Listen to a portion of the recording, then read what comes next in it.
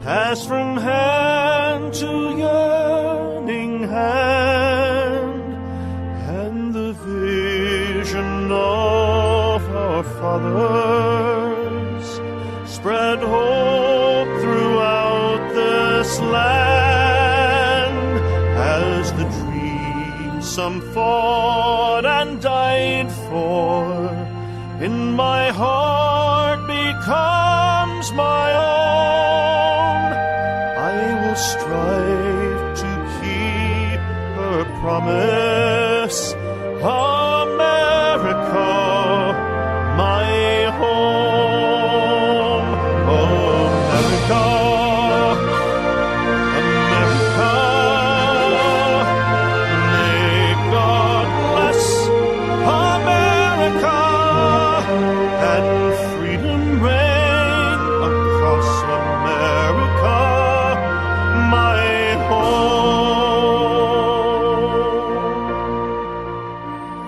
From the shorelines to the prairies, to the cities great and small, we have reaped the fruits of justice and liberty for all.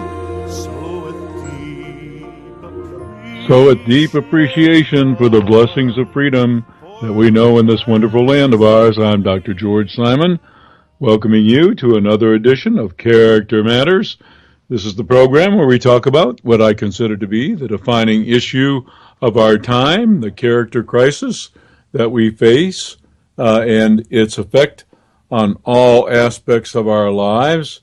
So this is your resource, or at least one great resource for you to talk about those problem characters in your life, narcissists, sociopaths, psychopaths, manipulators, covert aggressors, all of those folks that I write about in my books, In Sheep's Clothing, Understanding and Dealing with Manipulative People, the Judas Syndrome, Character Disturbance, the Phenomenon of Our Age, and my book for toxic relationship survivors, How Did We End Up Here, with Kathy Armistead, my co-author, and also that I write about on my blogs, both psychology, philosophy, and real life at counseling with two L's, counselingresource.com,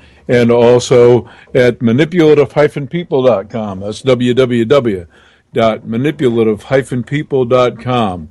A treasure trove of information on all of the nefarious characters you're likely to encounter in your life and the mess that they are likely to make of your lives, and how to best empower yourself in your relationships with them. So if you want to join the conversation tonight, please give us a call at 718-717-8296. That's 718-717-8296. This is going to be probably the last time to call in live for a while.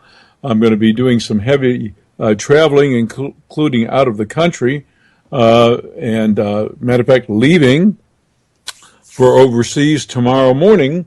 So we need to be sure that if you want to participate in the program or ask a question or two, that you get your call in tonight, because probably the next couple of Sundays you'll be treated to a pre-recorded program.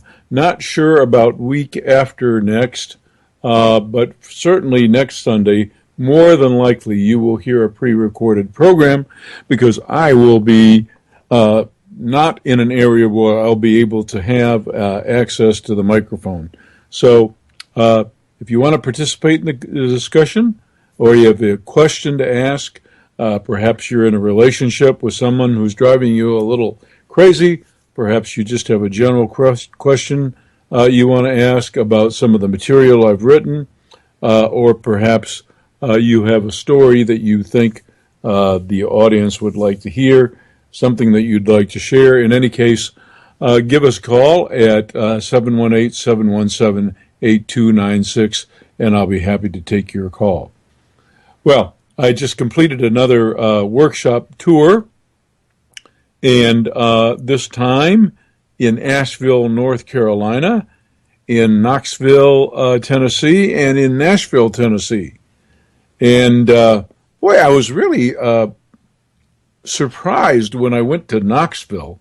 Last time I was in Knoxville, Tennessee, even though there's a university there, it was still, pretty much kind of a sleepy little town. It goes to show how much things change in several years. Been quite a while since I've been there.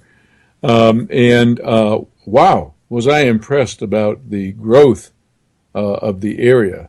It's really amazing what can happen in a few years' time. So that was a big surprise. Whenever I go to Asheville area in North Carolina, I'm always impressed with the beauty there. And this time was no exception, and I got to spend a little bit of time. Actually, I uncharacteristically, I was able to arrive at an earlier enough time in the area where I actually had some time to kick back and enjoy the sights just a little bit. And really, I enjoyed that immensely. And I strolled on down to the quaint downtown area and had a bite to eat, and really appreciated the visit there. You folks in that area have a beautiful place to live. I wish I could have spent a little bit more time there. But I really enjoyed the workshop tour this last time. When I was in Nashville, I did my workshop at the corporate offices of Cross Country Education in their conference center. Cross Country Education is the sponsor of my workshops on manipulators and character disorders. And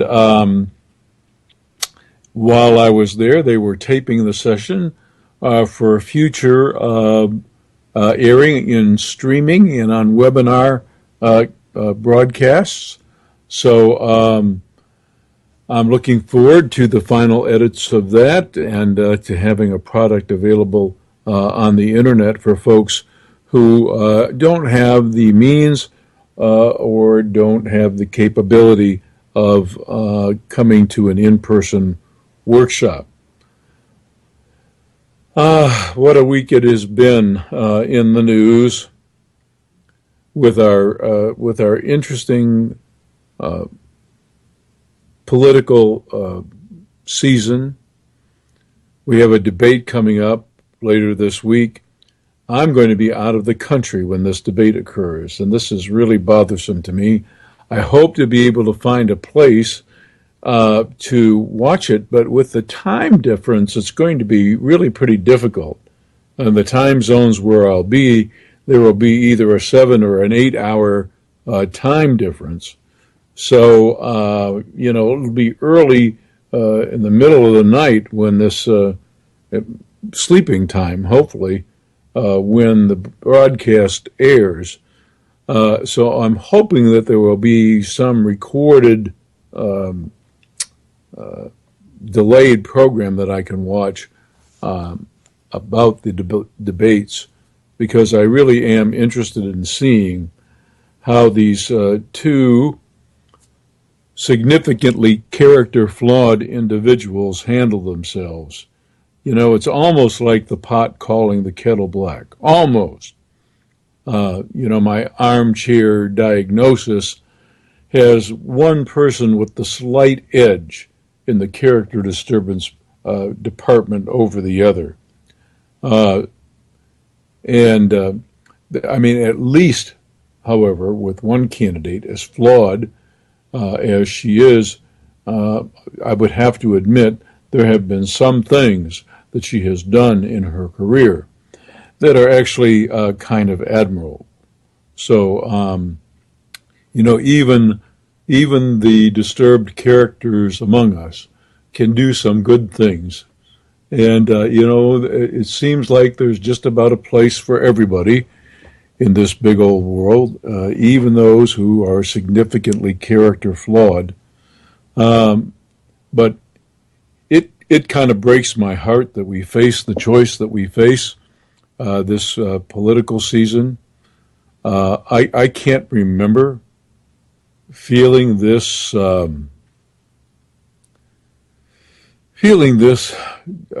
despondent. Maybe that's the best word. And this frustrated over an election. And I mean, so many times in the past, I remember saying to myself, and I've heard other people comment, that we have to choose the lesser of two evils. But I cannot remember it being this bad. I really can't. This is a new level of low, and it's really unfortunate. But it's also a statement. It's also a statement about where we are in this culture of ours. This culture of rampant hedonism, this culture of narcissism, and this is what I go around the country speaking about, and this is what I have been writing about in a series on my Manipulative-People blog, on the series coming out of material in my book Character Disturbance, and soon to be a major book of its own, on the 10 Commandments of Solid Character Development, the 10 most essential life lessons that a person has to learn and master in order to emerge in adulthood as a decent sort, capable of behaving responsibly in all of the life's endeavors, maintaining a solid relationship, raising children well, helping to forge good character in them, setting a good example, and making and keeping their commitments, doing a good job on the job at their life endeavors. All these things require character. I've mentioned before on the program, and I even had her guest on the program. I mentioned that my sister has been an HR specialist in several Fortune 500 companies, and I even had her guest on the program not too long ago, where she explained that when you're interviewing these days for a job, especially at one of the larger companies, one of the companies where you're going to get paid fairly well and you're going to get a good benefit package, et cetera, that they look for the 3 C's when they're hiring. The 3 C's are competence, compatibility. Competence meaning, can you do the job? Compatibility, do you fit within the corporate culture of the organization? And lastly, but not least, character. And she said of all the 3 C's, without question, the most important to any organization is the character issue. And this is the thing that we're having so much problem with today. And it's affecting every aspect of our lives, not just our relationships, but it affects every aspect of our lives. So the reason our country is ailing in so many respects, including economically, by the way, has to do with character. We have some structures that we have put into place, some rules, some general rules and principles that we have decided to live by that reflect the core values in our character, in our individual character, and in our collective character. And we're paying some dear prices right now. I was born and raised in the Detroit, Michigan area. Once one of the jewel cities in the country. A high standard of living, largely due to the influence of the automobile industry. Several major manufacturers, the envy of the world, producing a product that was hands down superior to any foreign-made product anywhere. And everybody knew that. And so anybody, anywhere, really wanted to have an American vehicle.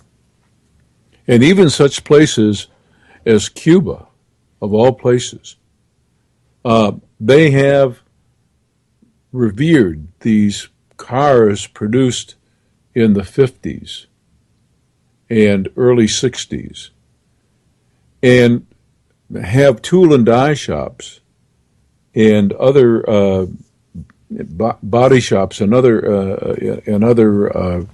businesses to keep these things running, and they still run, and they're in pristine condition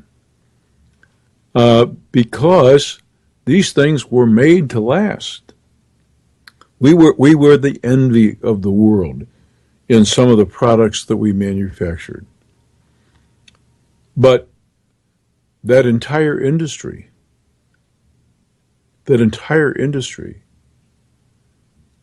just nosedived, fell apart. And there were a lot of reasons. And each side wants to point the finger. Management wants to point at labor, organized labor especially. Not labor itself, but organized labor, which, without question, was corrupt, and which,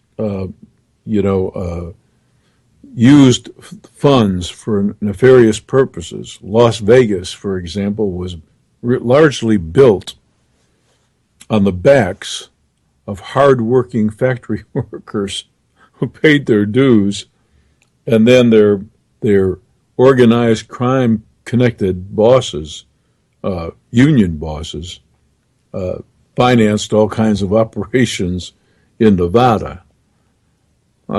So, you can point the finger in one direction, but then you can certainly point the finger in the other direction, too.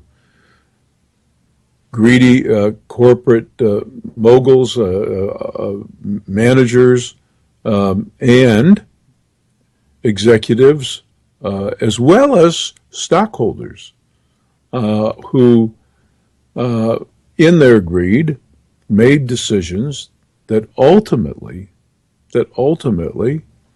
tanked the industry. We did this to ourselves. And the price that has been paid has been catastrophic. An area once the jewel of the country is now just about a war zone. It's deplorable, the conditions. And we did this to ourselves. And just this past week, Ford Motor Company announced that they were packing up yet another plant in their home state of Michigan, closing it down and moving operations to Mexico, where they can build a little cheaper, get labor a little cheaper. And this is what's happening. And it continues to happen. And all these fairly large-scale problems that we think really are rooted just in the rules that we've written, in the financial structures we have, it still all comes down to character. Still comes down to the individual folks and their core values and what they care about. Do they care about their future, their children's future, Do they care about their country? Do they care about their fellow employees? Do they care about anything other than the bottom line? Greed ultimately is a character issue.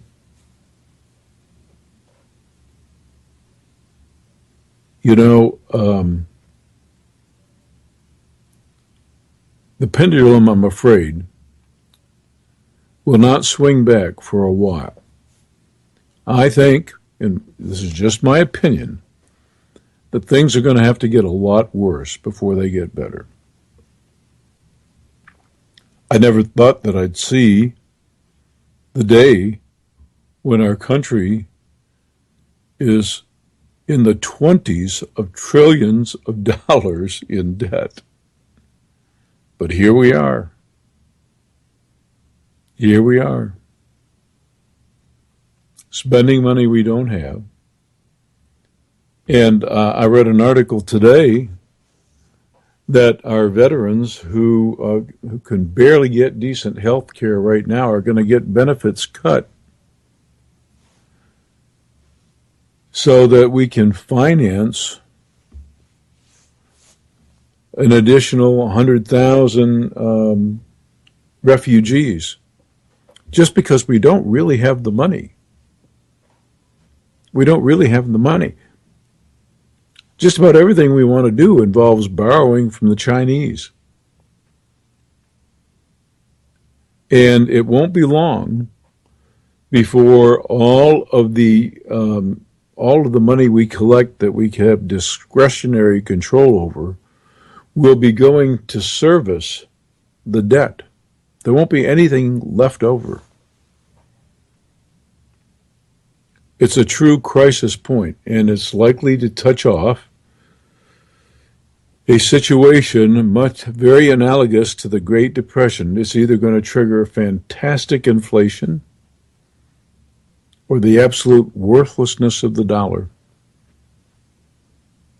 And some folks, anticipating that this is going to happen, just can't wait for their opportunity. The Chinese among them, they would love to have the world's reserve currency, which would end our ability to just simply print money. Could very easily happen, and could actually happen fairly soon, and with catastrophic results. And all of this because we cannot trust the people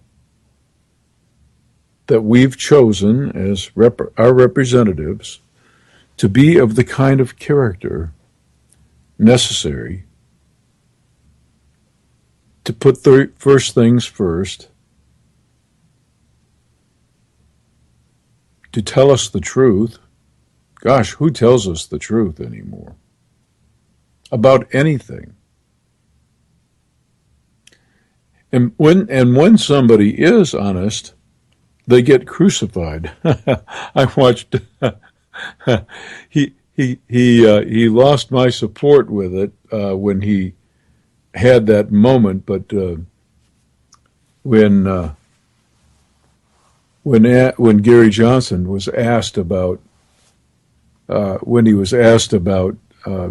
Aleppo, and it didn't register with him, and he thought Aleppo must be some kind of acronym for something, and he couldn't answer the question.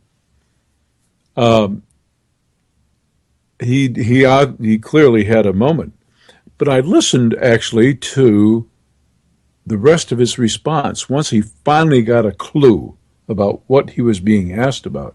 I listened to the rest of his response, and it was actually pretty intelligent. It wasn't that bad. He didn't seem to have the level of knowledge that he needed to have about that particular city and its circumstances. But he did have a fairly decent response to the general question about the conditions in the area, the things responsible for that, and also what he thought was being done wrong in that area and what needed to be done to fix that. Nonetheless, he went on a couple of talk show programs the next day, frankly admitted his faux pas, did so in a manner that most politicians don't, and got absolutely crucified. This is who we've become, folks. We can't wait for the opportunity to pile on. Somebody behaves halfway decently, shows normal vulnerability, doesn't try to do the song and dance, fesses up, and they get hammered. So, so there you go.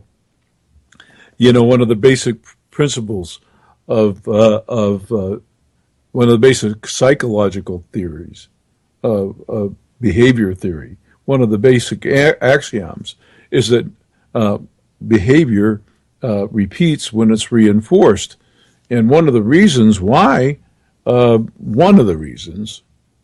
the whole reason, because you got to be of a certain ilk to want to do this, but one of the reasons why these politicians do their song and dance is because of what they anticipate would happen if they were just simply square.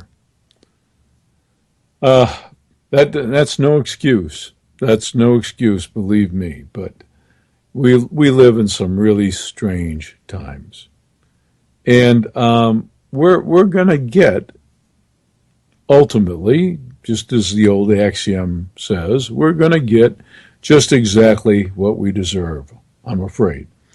And things will have to get better socioculturally. Things will have to get better eventually, but they will have to get a lot worse first, I'm afraid. I just don't see any other way. We haven't paid a steep enough price just yet. We haven't paid enough for our selfishness, for our self-centeredness, for our hedonism, for our greed. We haven't paid enough price just yet. And we certainly haven't paid enough price for our complacency. You know, there are certain things that have occurred, that we've allowed to occur, that by all rights should just absolutely outrage us. Simply outrageous. But we are too complacent. Now, most of us, I also realize, are too consumed with the daily grind to have much energy to have much energy left to do much more than we already do to make things better. But nonetheless, it's really pretty sad. So, I don't know if you agree or not, but that's my take on things. Another week of craziness. I do know that we face some other problems. We've had a rash now, looks like, of terror-inspired bombings once again. It's got my wife and I just a little bit nervous. We board a plane tomorrow for a pilgrimage to the Holy Land, something I've wanted to do for a long time and something I've had mixed feelings about for a long time. Because I am such a Middle Eastern conglomerate in my makeup that I have several dogs in the fight, if you will. I know what it's like. I have firsthand family experience, and know what it's like to face persecution, the threat of annihilation, just on the basis of what you believe. I know what it's like to not be able to feel secure in your own homeland. I know what it's like not to feel like you even have a homeland.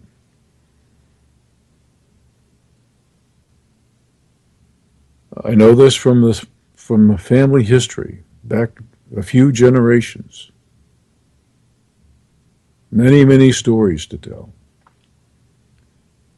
So I have very, very deep mixed feelings. I know there's no simple solution to the strife there. But I've wanted to go for a long time, primarily because I'm a very, very visual person. And I encode things into my mind so much on the basis of what I see that I've just always wanted to soak up and experience this place that so many of our major religions revere, where so much got started, where the seed was planted for three of the greatest faiths, and to see for myself where some of the roots are, and also to see for myself some of the conditions. But I have a little trepidation because things have been very tense lately. Of course, there's never a perfectly safe time, especially when you're talking travel there. But a little apprehension, nonetheless, hopefully with everyone's goodwill and prayers, and God willing, it will be a successful and an informative pilgrimage. So I hope to be back in a couple of weeks and share some of those experiences with you. Perhaps some of you have made the journey yourself. Perhaps you have some memories. Perhaps you'd like to share some, or perhaps you have other things you'd like to talk about, or maybe a question or two you'd like to ask. In any case, you can give us a call at 718-717-8296. That's 718-717-8296, and I'll be happy to take your call. Well, I've been mentioning, I mentioned earlier this series that I have going on my manipulative-people.com blog, and I've been writing articles on the 10 Commandments of Character Development, and we're currently up to commandment number 6. And this has to do with gaining mastery over your impulses. And perhaps, I say this about each one of these commandments, but this is in our age. This is one that's really tricky, because we have an increasing number, an increasing percentage of our population that simply cannot function adaptively, independently, on their own, without posing a great threat. Now, the statistics really, in this case, don't lie. I know what you've heard, but I'm going to lay this out there very clearly for you. One fact is just not in dispute, and that is that we incarcerate a higher percentage of our population than anywhere else in the industrialized free world. We have a higher percentage of our population behind bars. And one criticism is legitimate, and that is that in some cases there are individuals in prison on relatively nonviolent offenses who probably don't need to be there. There are also folks in prison who have serious mental illnesses, who probably are only there in prison because they can't get the proper environment, they can't get the proper institutional care or treatment elsewhere. These criticisms are valid. But if all of those individuals that I just spoke about, were released today, we would still have a higher percentage of our population in prison. And, by the way, there are plenty of people who probably belong there, who can't get there because of the bed shortage, because of the housing shortage. So the real travesty, the real tragedy is that we have such a percentage of our population that is so dysfunctional. That's the real horror story right there. Folks who basically are walking impulses, walking, talking impulses. You know, in my article on the manipulative-people.com blog site, in my article for this week, I made mention of the fact that that I once had a professor, once knew a professor in graduate school, who was humorously trying to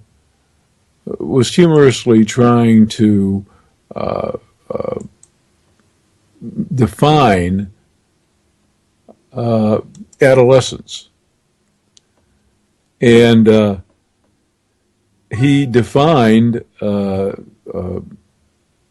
maturity as the ability to feel, think, and then act in that order, but humorously defined adolescence as the predilection to feel, act, and then think. You know, I know so many walking impulses, unfortunately, who have an emotion, then act impulsively, and then think about the ridiculous thing they did later. And they're not just adolescents. These are grown people who are still functioning that way. It's truly amazing. And it's sad. It's really sad.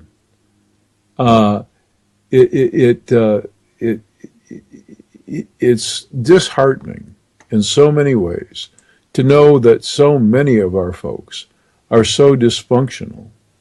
It's really disheartening. But that's the sign of our time. It's just really, unfortunately, the nature of our times. And I'm not sure that it's going to turn around anytime soon. So that's why I've been writing about what it is we need to do, especially to teach our children. And this commandment of character about gaining mastery over impulses. This is a tough one. One of the things that we know that young people have to learn is how to delay immediate gratification of their impulses. But when you live in a society where you can have anything instantly, anything at all, and then you routinely do, it's just amazing how negatively that impacts your character development, and it impairs your ability to delay gratification when you have to. I'll just give a small example. This is a relatively benign example. But, you know, we are a very mobile society. Almost everyone has their own private transportation, which is, you know, kind of was unheard of in many countries for years. And on just about every corner of the city, you'll find some fast food place. So the fact is, you can be going here or there, and if you feel like a soft drink, or if you feel like a burger, or if you feel like whatever, you can stop in, and within just moments, you can have your desire gratified. Here's the problem with that. We don't spend any time.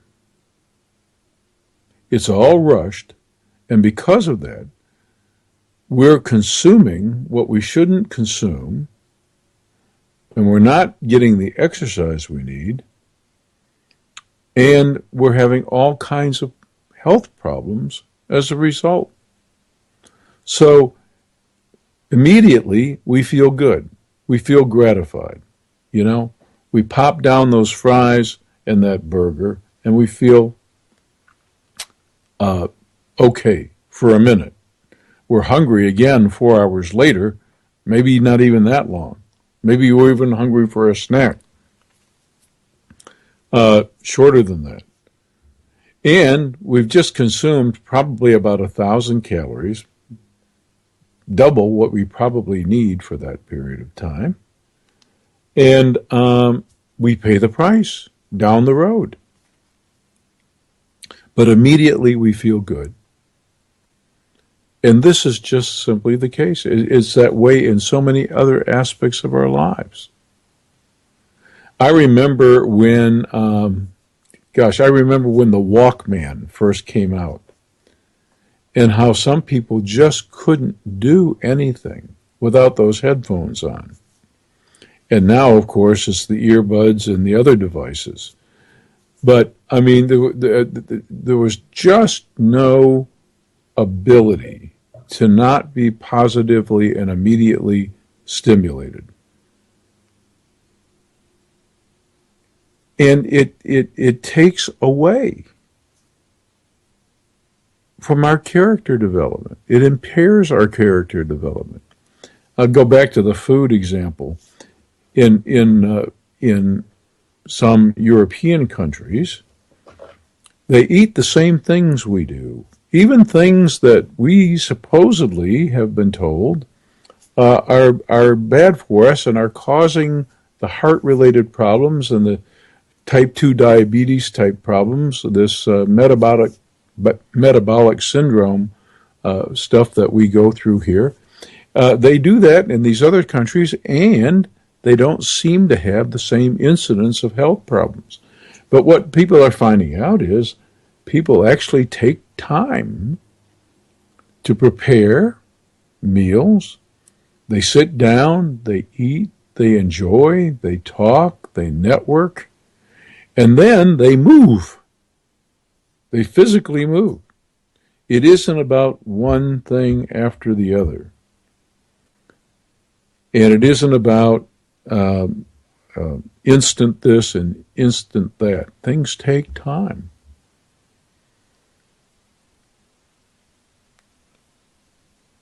What we have really allowed to happen, more than anything else, is that by not learning to control our impulses early, and by not learning to delay gratification early, so many of us become addiction prone very early on.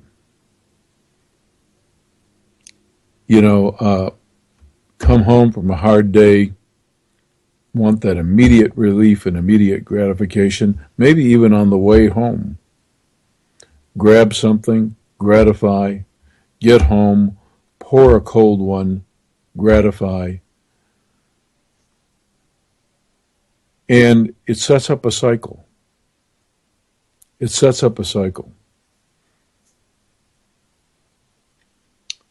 And that has to turn around.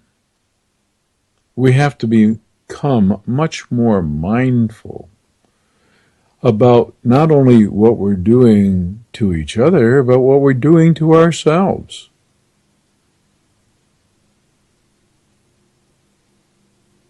And one of the things that I write about in the Judas Syndrome, by the way, for those of you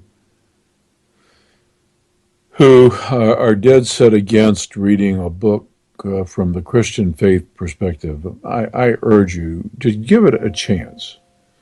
Give it a chance. Give the Judas Syndrome a chance. Because no metaphor has a corner on the truth. Psychology, philosophy, the hard sciences, anthropology, religion, all of these metaphors have their own slant on the fundamental realities of life, and they all have value. Nobody has a complete corner on the truth, because it's far, far too profound and complex for any one metaphor to have it all, for any one discipline to be able to define it all. So I urge you, give it a chance. But one of the things that I talk about in the Judas Syndrome are these two great drives within us all. The life principle, the drive to thrive, as it were, to survive, and the pleasure-seeking principle. And I make the point, as I have made before, I make the point that when we come into this world, when we're born, after having been in the womb, after having been, most of us have been fortunate enough to not have been in that womb environment where we were assaulted with toxic drugs or faced the unfortunate circumstance where a woman bearing a child was physically being abused, and we also felt the effects of that. Most of us come from a very benign, peaceful, early environment, and then we're thrust out into the cold, cruel world. And we're generally not too happy about it. We come in literally kicking and screaming until we get our first pleasurable tastes of relief. Once we have some warm, nurturing, we feel better. And we don't ever really want to be distressed again. But I make the point that from a psychological perspective, we are actually born afraid of life. We are born in fear of life itself because it represents a departure from that womb-like environment from which we came. So we're born actually in fear of life. And if we get enough pleasure, we fear life until we get our first taste of pleasurable experiences. And once we do, we crave other pleasurable experiences. And if we get enough pleasurable experiences in our life, we live in fear of death unless we experience too much pain. So I make the point in the Judas Syndrome that we are allied, unfortunately, right from the get-go, more with the pleasure principle than we are with the life principle. We want to feel good as opposed to just be. We don't want to hurt, and we want to feel good. And so we spend a lot of our time avoiding the unpleasant and pursuing our pleasurable passions. And it takes a lot in the way of character evolution to realize that the better path is to be allied with life itself, first and foremost. Yes, a miserable life hardly seems like a life worth living, but this life we enjoy is precious in and of itself. It's an absolute miracle. No matter how you want to see it, you don't have to be religious about it. From a pure scientific standpoint, it's an amazing happenstance that out there in space, around this one medium-sized, halfway through its life cycle sun, in this vast, vast, vast universe with billions of suns, billions of stars and galaxies, that in this one remote corner of one galaxy, around this one sun, is circling this big blue marble. Blue because it has so much water, 2/3 of its surface covered with it, and that it could nurture life, life as we know it. What a miracle that we're even here, that any of this is here for us to enjoy. And if this were in the forefront of our mind, everything would be different. If we all put life in its preciousness first, our attitudes would be different. Our attitudes toward each other would be different. Our attitudes toward what we do and why we do it would be different. Everything would change. But we are aligned with the pleasure principle, and the immature in character among us are all about immediate gratification. They just want to feel good, and they want to feel good now.